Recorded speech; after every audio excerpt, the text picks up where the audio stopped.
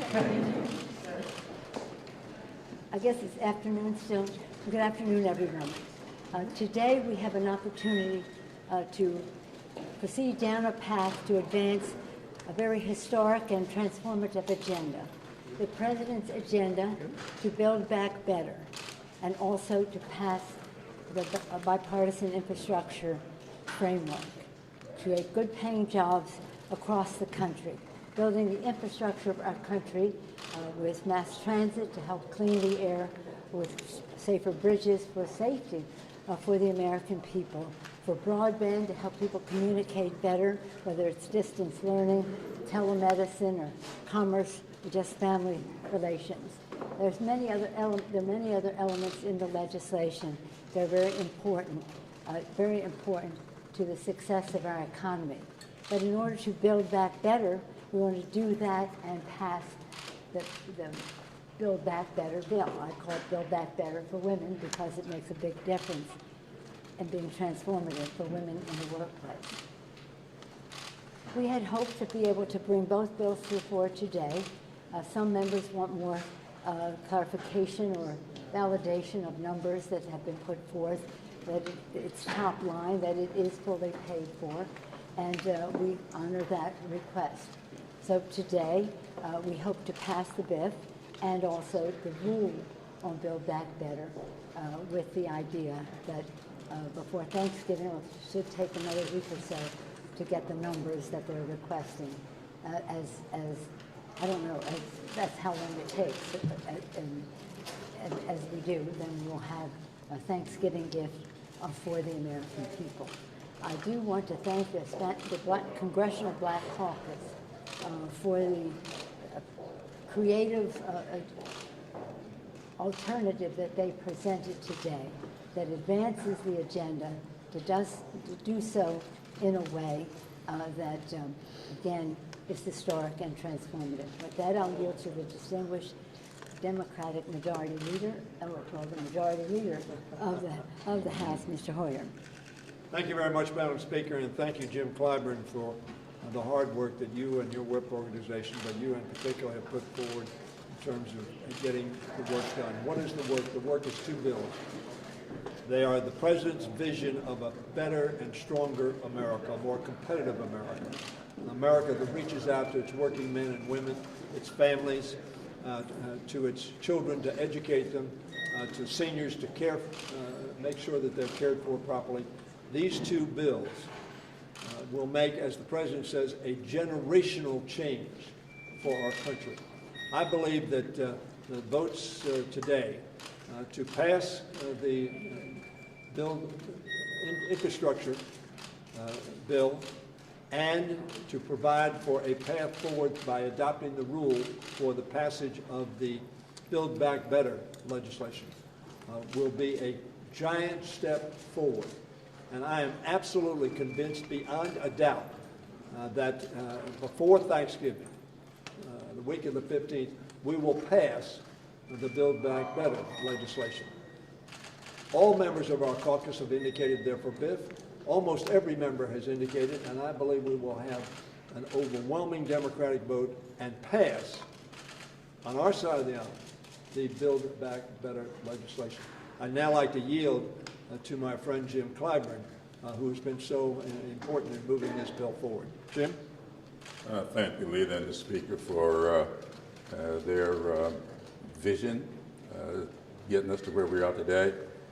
I think that what we are about to do is hopefully pass a piece of legislation that will be very transformative to many of our communities. If you look at this bill, the so-called infrastructure bill, we see funding that gets us to about 70% of the way with a 100% build out of broadband in our country. That, to me, is very, very important. You are not going to be able to have the kind of medical care that we need unless we have telehealth and telemedicine. You're not going to have the adequate education for our children unless there's online learning that has to take place.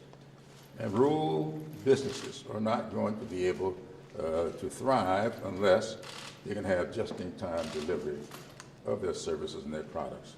So broadband alone was a big, big deal for me. But if you look at the communities that I represent, rural communities, many of them rural, these communities with this bill get the water, sewage kind of development that need to make these communities attractive for future growth and development.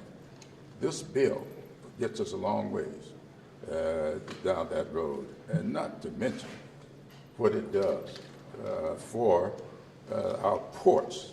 The Charleston port is in my district. Our ports, when you see a state like South Carolina building, now we do more tires in South Carolina than they do in Ohio. And we've got Mercedes-Benz, their Sprinter is made in North Charleston. Volvo, and these plants, BMW, they've got to have the ability to get these products out. So this bill, this infrastructure bill, is huge for my state and the community that I represent. And then that gets us to the rule on Build Back Better. And in Build Back Better, the reason we got to have that bill is because that's where so much of what we need for families to get to where they need to be, for their communities to get to where they need to be. Just take, for instance, children. In that bill is where we make permanent for another year the tax credits for children, tax reduction, I call it, for families with children. These things are very, very important, not to mention the other parts of the family that are taken care of with that bill. And so when I think of what we've got to do for the cost of pharmaceuticals, I try to use the word pharmaceuticals rather than the drugs. The cost of pharmaceuticals, the cost there, it's in Build Back Better. And so I think that there's strong support, if not unanimous support in our caucus for Build Back Better. And so today, for us to do the infrastructure bill, give the president this bill to sign so that he can keep the job growth that we just heard about this morning moving forward, that is a huge deal for us. And then we'll go on to do the rule so we can go home and await these final numbers coming from wherever they've got to come from and do what we need to do to pass that bill sometimes out into the future. And I'll let the speaker tell us when that'll be. Madam Speaker. Let me just say how important it is to have a rule vote. Once we have the rule vote, we have the path to the floor. And all of our members voting for the rule says that we will pass, as Mr. Hoyer said, we'll pass the bill, and as the distinguished whip said as well. So the rule vote, people have to understand, this is the threshold. And so we'll cross the threshold that'll take us to that. Do you have enough Republican votes to pass the bipartisan plan? Well, we hope to have as many Democrats as possible to pass the bipartisan plan. Madam Speaker, yes. Madam Yes, Speaker, yes. A couple of questions on that. Congresswoman Jayapal came out with a statement indicating that she will not support her caucus, the Progressive Caucus, the infrastructure bill, if it goes without Build Back Better, that she would rather wait until the CBO score comes and that moderates are on board both. Have you spoken to her, and do you have the votes right now for the infrastructure bill? We all speak to each other quite regularly. In fact, it's not a chance to say I spoke once or twice. It's a constant conversation among all of us in our caucus. And the fact is, we believe it is necessary to pass the BIF so that these jobs can come online as soon as possible.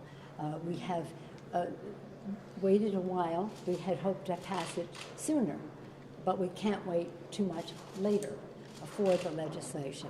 I do believe that there are a large number of members of the Progressive Caucus who will vote for the bill. That is my understanding. I whip the members at the time. I have my own. No, Mr. Clyburn has the official whip count. I have Speaker's secret would count. I don't tell anything that people tell me, not even you, my dear good friends, but I have a pretty good feel. So you have 218. Do you have 218 votes to pass it? We'll see, won't we? Speaker Pelosi, Listen. the inability. We'll see. Anybody else? Yeah, Speaker Pelosi, your inability Please, okay. That, you know, we have seen this, there's going to be a vote, okay, there's not going to be a vote, there's going to be a vote, there's not going to be a vote. At a certain point, do you worry that it starts to look like the Democrats can't get out of their own way? No, welcome to my world. This is the Democratic Party. It is, well, Roger said it very well, where he is. And it is a party whose vitality and diversity is something that we all respect and admire. We are not a lockstep party. We are not just speak as one person and nobody else needs to show up. And that exuberance is the vitality of our party, which we value and treasure and respect the different opinions within our party. One of the challenges that we have, though, because I've been here a long time, as have all three of us, in those days all of this would be done, but not on 24/7 platforms where their opinions going out, characterizations going out before anybody even knew what was going on. So it's an additional challenge, but I see every challenge as an opportunity. Speaker Pelosi, Yes, ma'am. What is your message to progressives who say they will not vote for this infrastructure bill?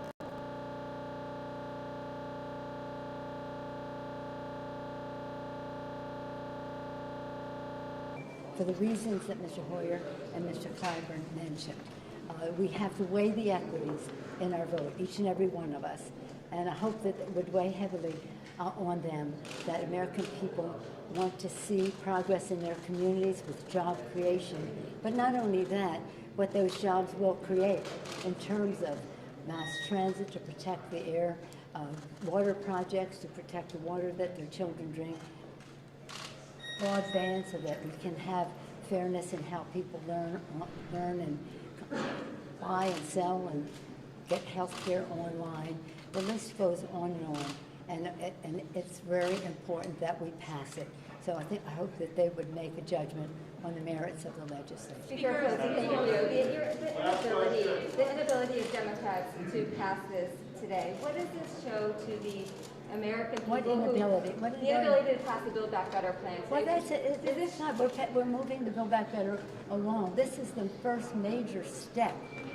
We have never, I mean, with all due respect to your characterization, we're in the best place ever today to be able to go forward.